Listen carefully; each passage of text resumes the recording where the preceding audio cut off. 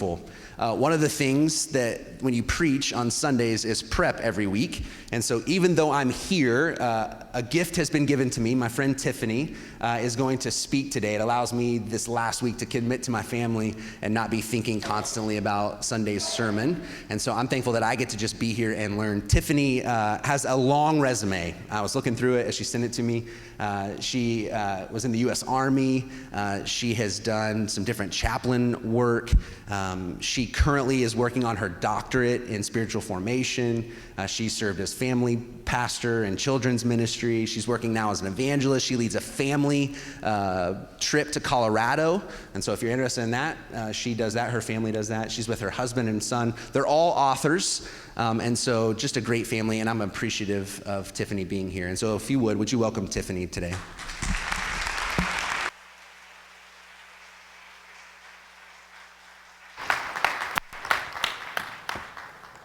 Good morning. All right. Have you ever been to the desert? Yeah? It's a different experience, isn't it? I grew up where there's a lot of water and a lot of trees, and it's lush, and that's the environment I'm drawn to. But sometimes, you find yourself in different situations, like the desert, where it's dry and there's not much water. And as far as you can see, you see no people or water, Many years ago, my family and I, we're outdoorsy people. We like to be outdoors, and we're always looking for some new adventure, some new fun thing to do. So we had this crazy idea many years ago to take a group of teenagers on a camping, hiking trip to Utah. And we found ourselves in the middle of the desert. We did. We spent a whole week, though, climbing and exploring and riding dirt bikes over slick rock. It's insane. It's an insane environment. And it was a lot of fun. But the most memorable part of it was this one time where we packed everything we had on our back and we headed into the desert. We were out in the Needles area. Absolutely beautiful. As far as you could see, just these rock formations coming up out of the ground. So it's a unique beauty. But we were very well aware that we were in the desert. The ground was hard. It was dry. The sun was beating down. It was hot. We're carrying everything on our backs. The teenagers are like, are we there yet? Are we there yet? Yeah. So we finally get to this place where we found a little stream. And we're like, oh, this sounds like a good place to stop. So we stopped for the night. Very hard to set up a tent when the ground is rock. But we managed to do it. We had to filter our own water. It just took a lot of extra work to do everything. And then when that sun tucked down behind that jagged rock, all of a sudden it got cold. And I'm talking cold, like praying all night, dear God, just help me survive this night. It's so cold. So that's our little desert experience. And I have to say, many years later, we never have camped in the desert since. Like, that was enough. We've done it. We're good now. We don't have to do it again. But every time I think about, if I'm reading a story in the Bible and they're talking about the desert, I go back to my little short 2-day desert experience in Utah and how hard that was. And as you read through the Old Testament and the New Testament, there's a lot of stories about people living in the desert. Like all throughout the Bible, there's desert experiences, sometimes by choice, sometimes not. It's very interesting. So to think that God's people during the Bible are living in the desert, I automatically think, oh, wow, that must have been a really hard life. That must have been hard. They had to find water. They had to survive. And so today's lesson, we're going to take a look into the book of Exodus at the very beginning, Exodus 1. And we find God's people, these are after the days of Joseph, living in the desert. And Exodus 1:7 says, "But the Israelites were fruitful and prolific. They multiplied and grew exceedingly strong, so that the land was filled with them." Here, we see a small nation, not only living in the desert, but thriving and growing in number. So The family system was very important there, and it was important for them to have large families, so that was a very important thing. But they also had been given this promise from Abraham that his family would multiply. So they were right on track. They were doing what they were supposed to be doing. And that's where we come into the book of Exodus. God's people living in the desert, growing and thriving. Well, they were a small nation, and they were surrounded by several other nations trying to survive as well. So there were constant threats all around them. But the biggest one was Egypt. Egypt wasn't that far away. Egypt was right there. They were the big superpower, and they were on the river. So they had it all. They were booming, they were thriving, they were growing. And as a superpower of their day, they were really concerned with maintaining their power. So they took note of this small little peculiar nation that was growing and thriving. And the Pharaoh became worried that maybe they had too much power. Not that they could take on Egypt, but it says in verses 9 and 10, "Look, the Israelite people are more numerous and more powerful than we. Come, let us deal shrewdly with them, or they will increase. And in the event of war, join our enemies and fight against us and escape from the land." So they were afraid that another enemy would come by and this small group of people would join with them and fight against them. Well, what did they do? They decided to overtake them. That's how they decided to eliminate that threat, is they came in, they took them over, and they basically made the whole nation slaves.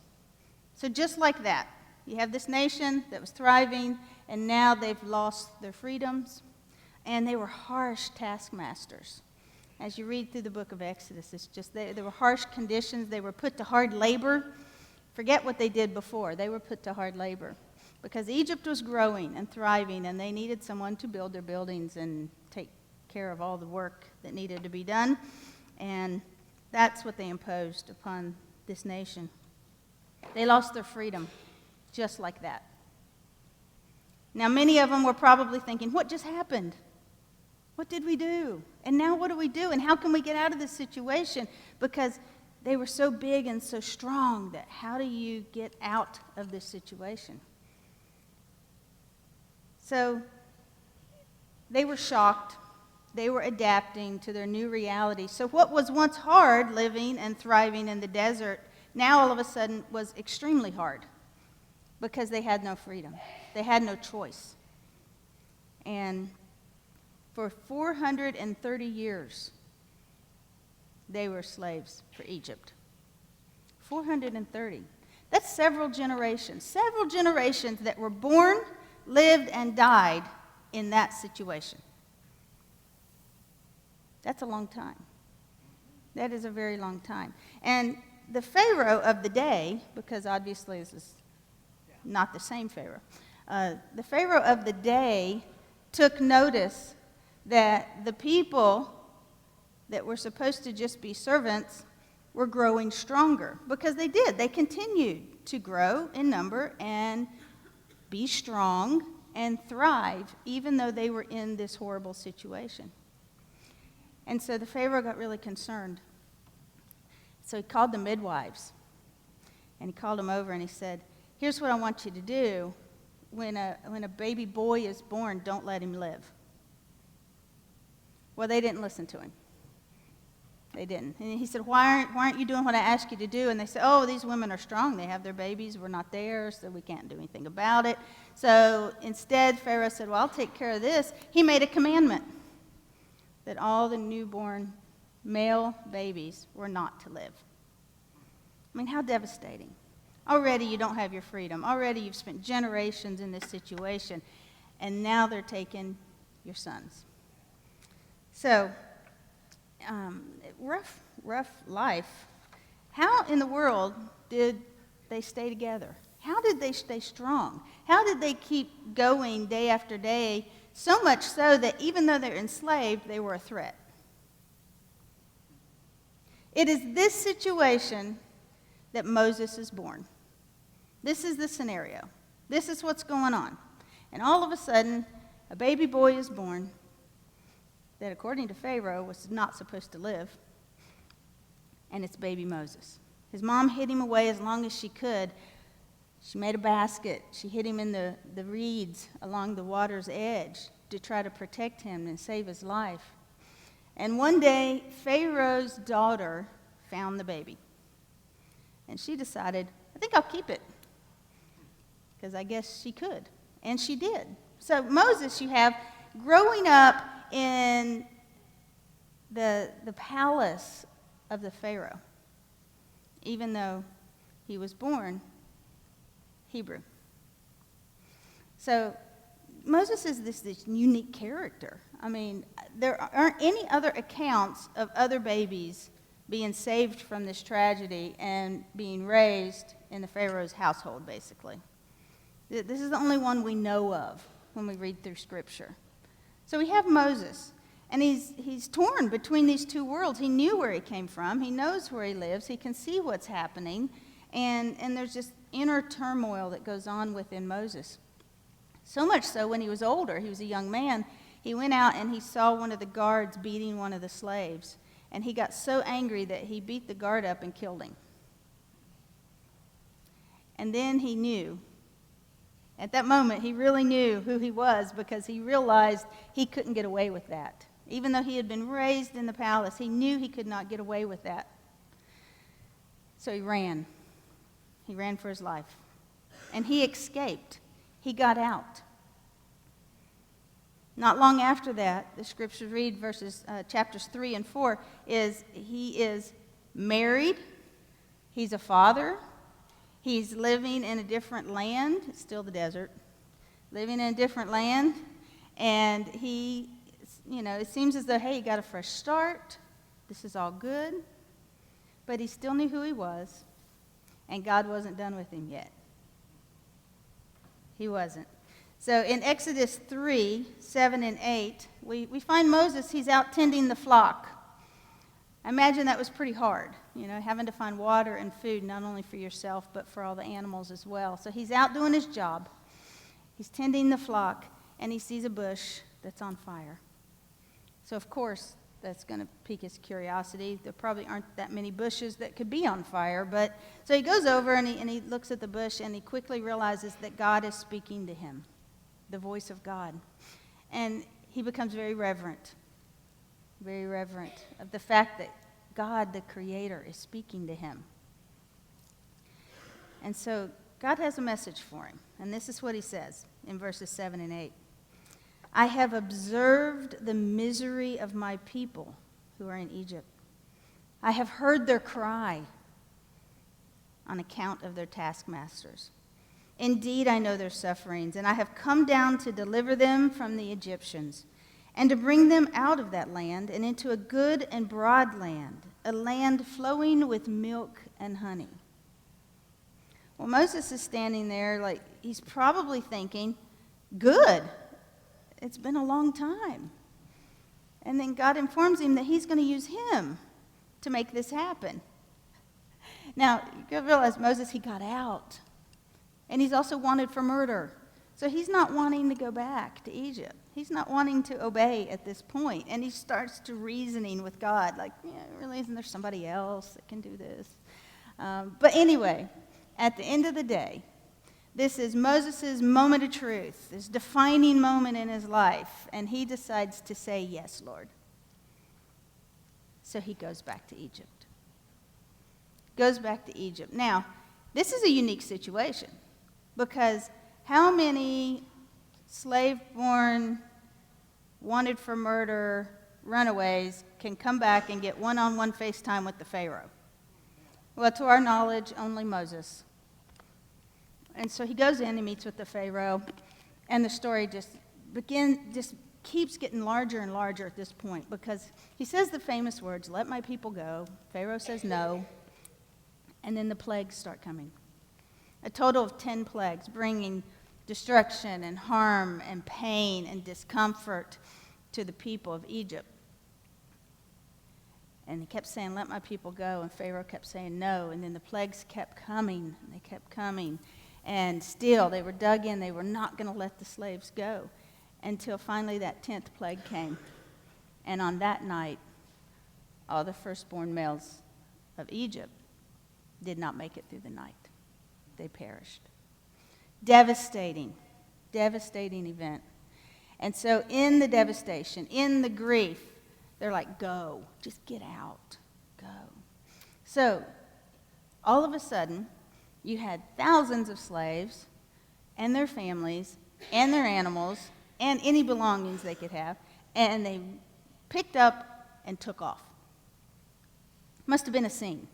Must have been quite a scene as they were escaping. They didn't know how they were going to escape. There was a big river there. They get to the river. The waters part. They cross through. All of a sudden, they're standing on the other side. They are technically free. They have escaped. God has delivered them.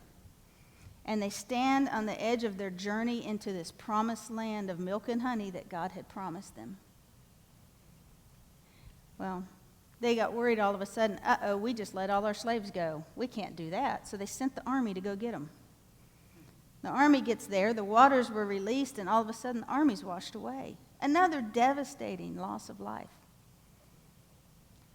Big, epic story. A lot of major things happening, a lot of beginnings of things that played out through the rest of history happened during this story. I just kind of skimmed over it really fast, gave you the highlights. But this was a very significant time in history for God's people, the escape from Egypt. And we look at Moses and we think, wow, what would I do in that situation?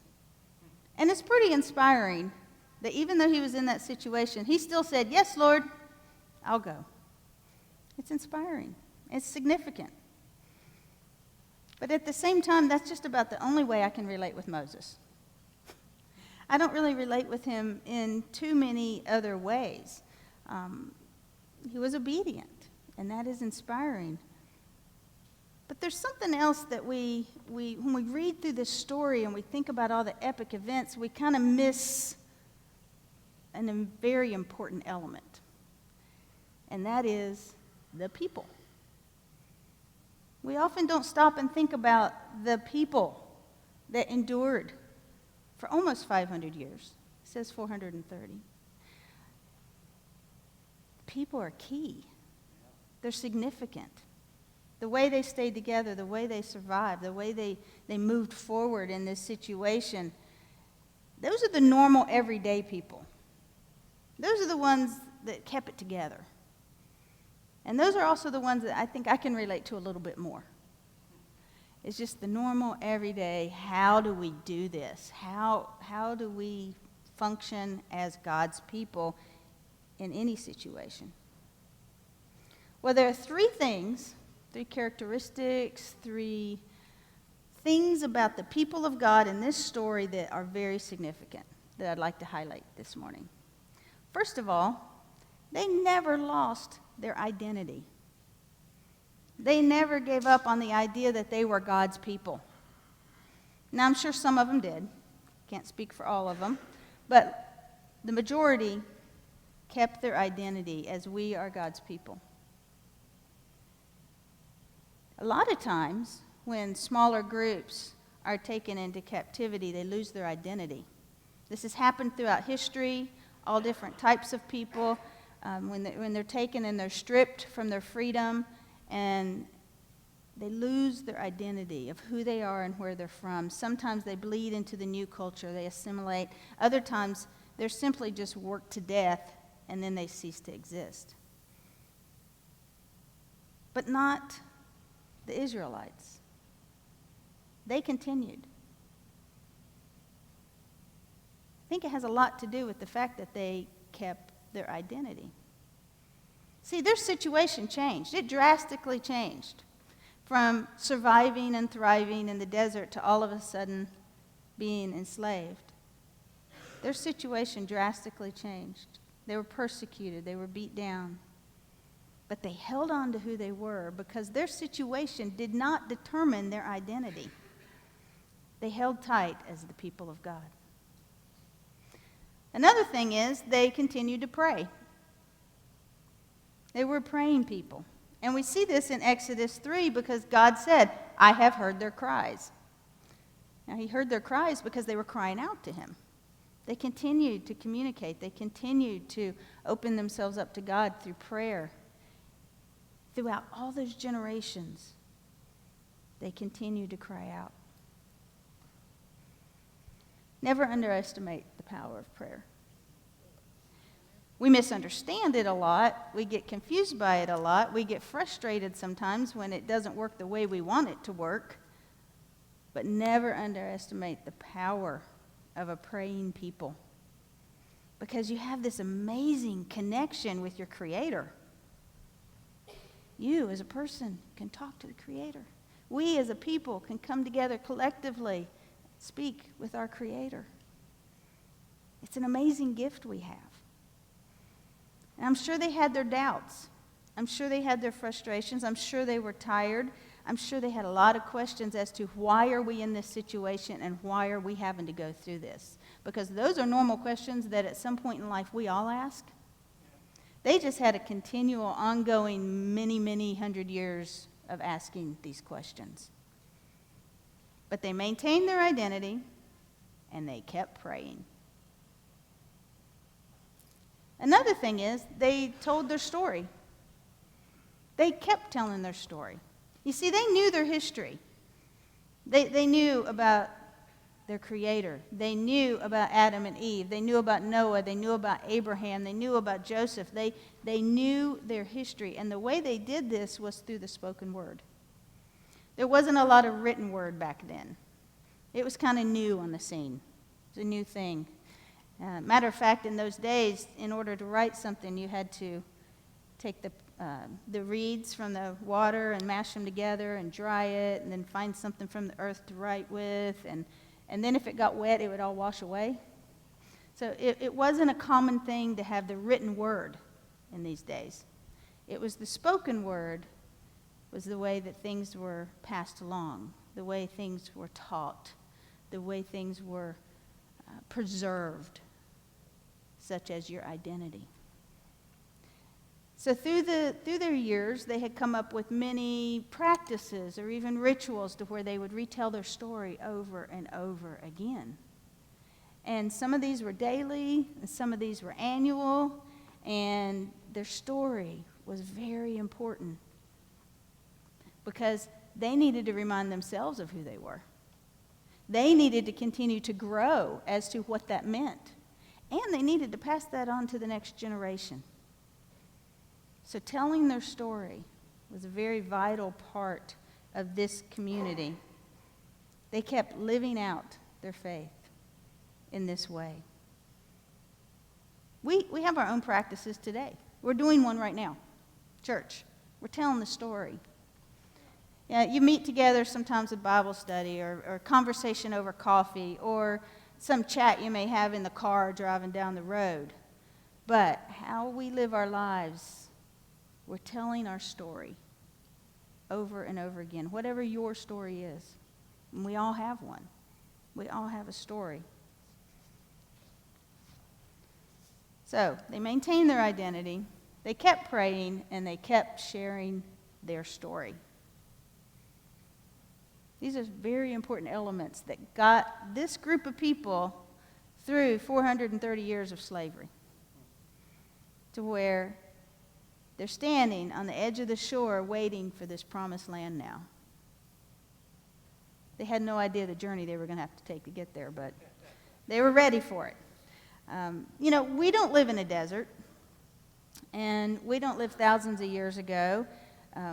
We have freedoms here, but we still have a lot in common with these folks.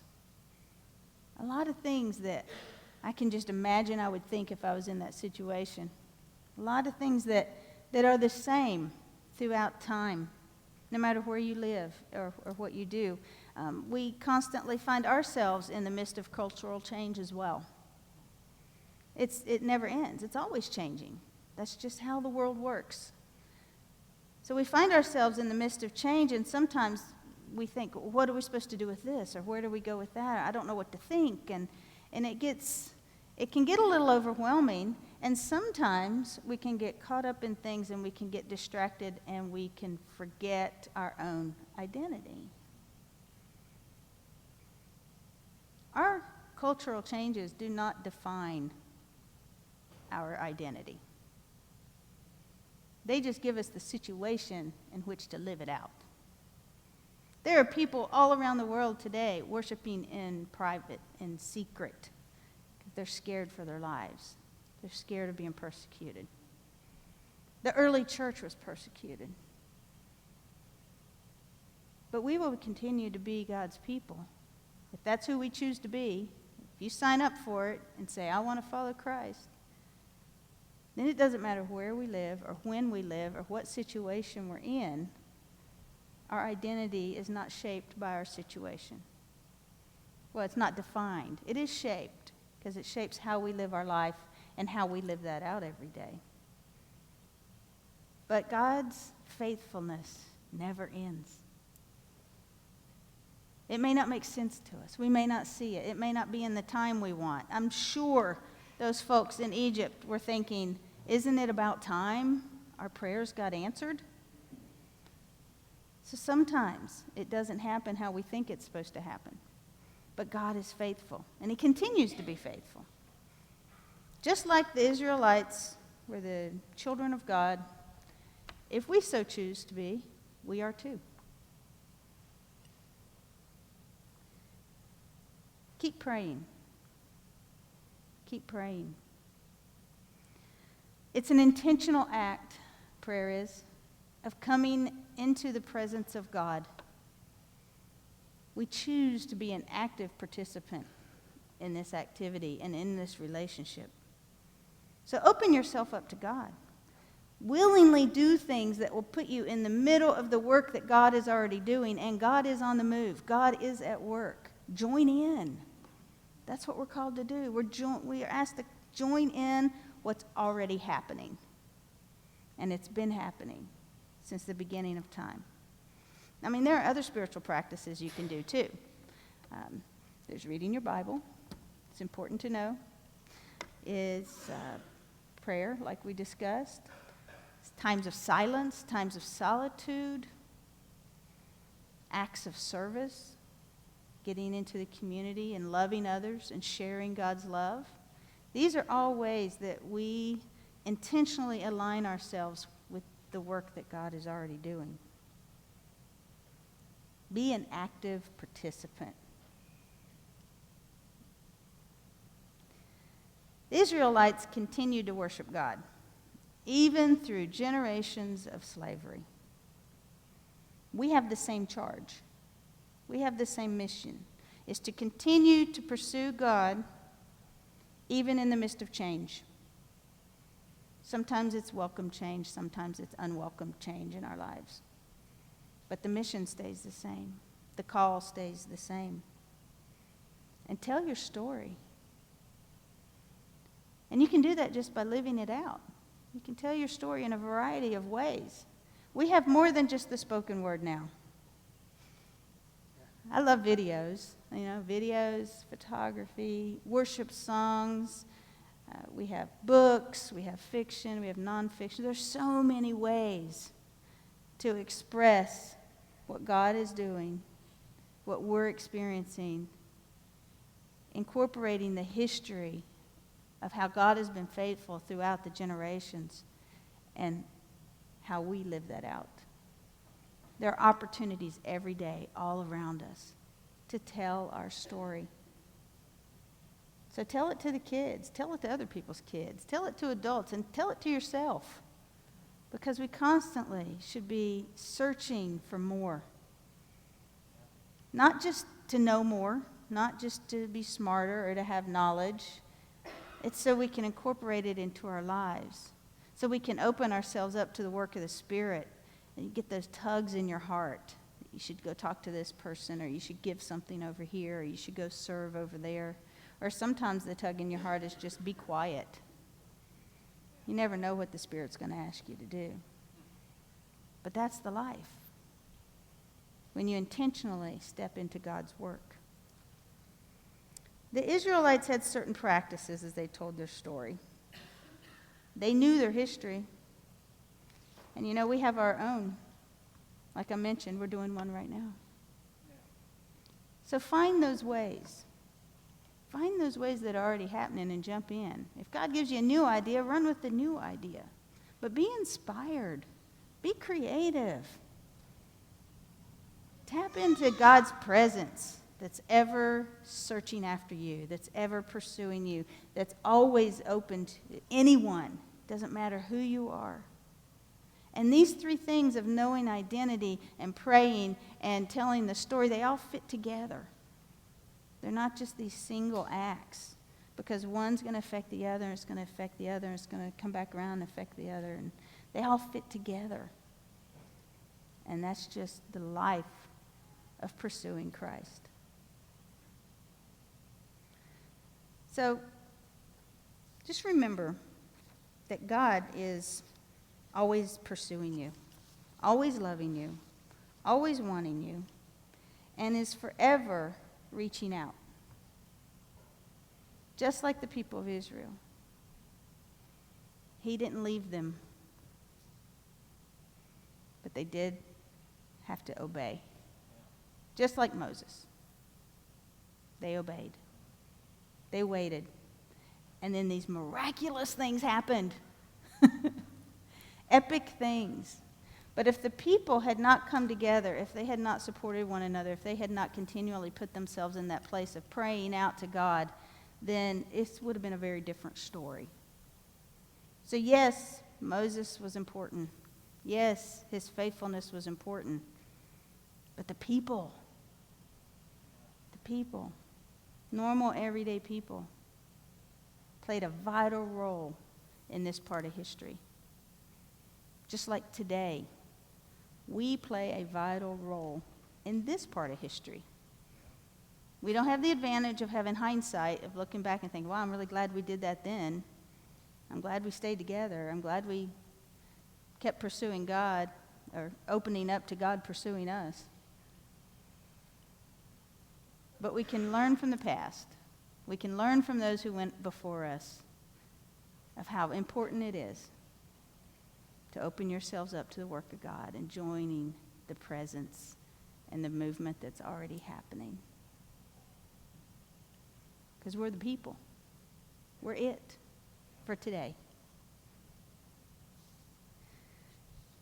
So be encouraged. Be encouraged.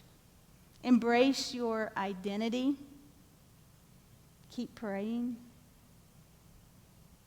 And join with God as he continues to show the love for people everywhere, no matter what the situation. Be encouraged, because we are God's people. Thank you.